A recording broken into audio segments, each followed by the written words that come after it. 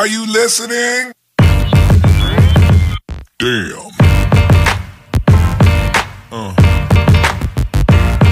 Yeah. Episode of Trash Talk here, sponsored as always by Cram Chronicles, Ink Shrinks Tattoo, The One Union, and Valhalla Combat Sports. TJ O'Connor sitting down as always with my man Damian Hill, and we're joined tonight by a guy with probably arguably top 3 greatest nicknames I've ever heard. We're here with Swingin' Dick Legus. How you doing tonight, sir? Doing great. How are you guys? Pretty good. Doing good. Yeah. Glad to hear it. Yeah, I do definitely agree with the nickname. That's probably got to be the greatest one. Yeah, it was one of the guys cornering for me at the last fight. Like 2 minutes before I walked out, it came to him, and I was like, dude, you need to tell me that earlier than right now so we can get that in there. No, Yeah. I think the point of waiting so that way there's no objections at all. Sometimes you just got to let it happen organically. Yeah, that was perfect. I like it. People remember it.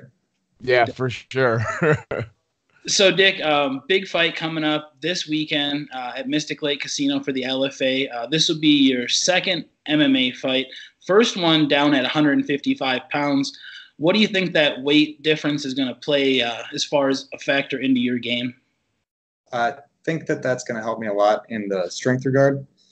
170 was fine, but that weight cut just frankly felt too easy. I only cut like 8 pounds of water, and that I did it day before, no problem, walked in comfortable.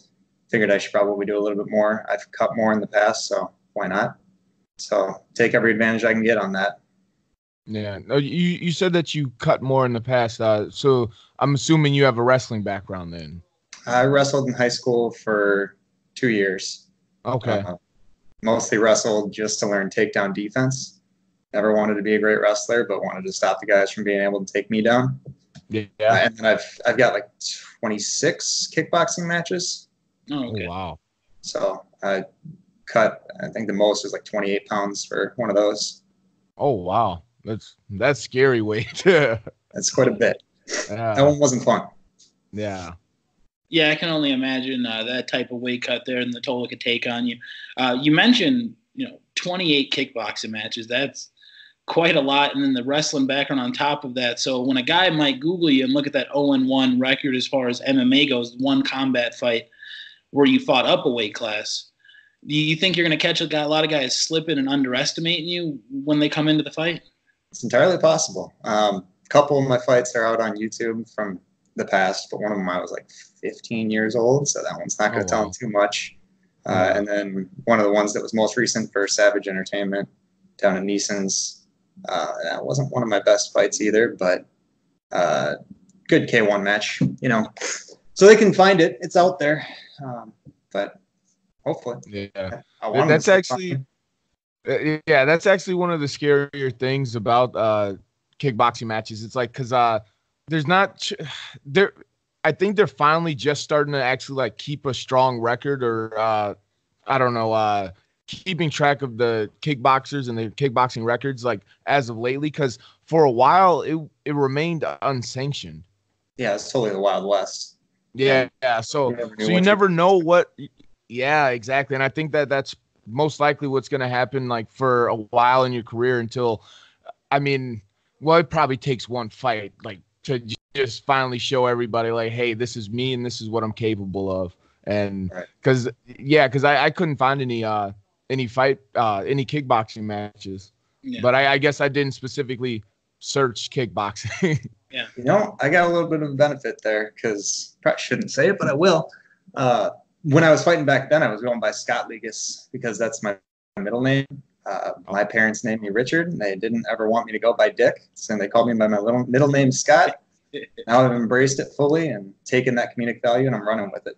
Oh, man, I love it. Yeah. Like I said, when I first heard the nickname, it was leading up to your first fight, and I fell in love with it right away. Like I said, I'm a fan of the comedic side of it. And then when the fight starts, you show up to fight as well, and that's what everybody loves to see here. How has the camp been going as far as this fight? Where are you training? Who are some of your main coaches and training partners? For sure. So the last one I was training where I've been training my whole life, which was Wilmington Karate Center. I have since moved out of there. and I'm working at Village Martial Arts on Sweatshirt. But that's Mitch White. So you guys know him. Oh, yeah. He's my primary trainer right now, and he's got a new gym that we started up. We're trying to get those things going. We've got a few guys that are new up and comers, but nothing crazy right now. We're pretty small as it stands. And then on top of that, I've been training at Alliance Jiu-Jitsu, which is just sport jiu-jitsu, but trying to get that gi game in so I can build my defense. So that's the area where I'm lacking. Yeah. Now, Mitch White is he's been pretty active on social media lately, like posting his training videos, his thoughts on fighting and stuff like that. And it's cool to see that another guy that was like around the scene around the same time as me, like actually start to transition into the next step after fighting and coaching and training and stuff. So I really like to see that, and it's cool to see that you're working with him. For sure. He was a great fighter. Oh, yeah. Still might be coming out for more. I've been here. He's a great trainer. He's got an eye for it. He's got a mind for it. He clicks really well with me. We're great friends. So working with him, I feel better than I ever have, and I feel comfortable. Kind of in those old school gym where I was at before. You get the people kind of just coming down on you real hard all the time. And Mitch, it's more he's working with you to build you up. So it feels great. Hell yeah.